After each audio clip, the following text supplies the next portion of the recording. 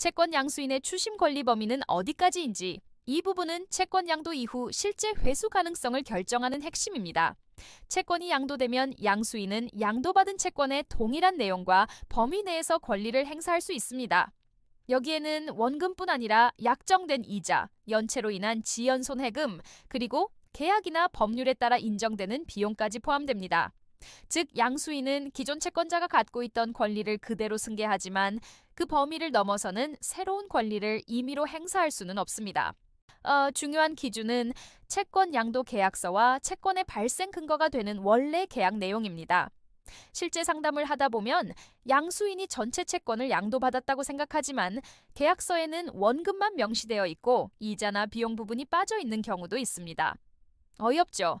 이런 경우에는 양수인이 이자까지 당연히 청구할 수 있다고 생각해도 법적으로 인정 범위가 제한될 수 있기 때문에 양도 범위 자체를 계약 단계에서 명확히 특정하는 것이 중요합니다.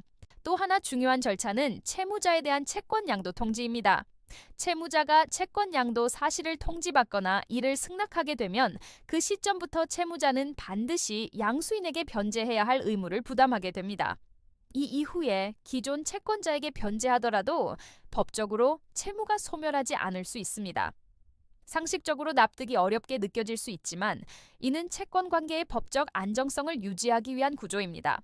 추심 과정에서는 권리 범위뿐 아니라 추심 방법 역시 법적으로 제한됩니다.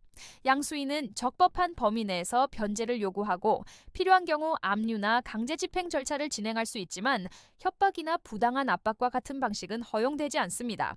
그래서 실제 추심에서는 채권 존재를 입증하는 계약서, 양도계약서, 지급내역, 통지서 등 권리 근거를 명확히 정리하는 것이 우선됩니다.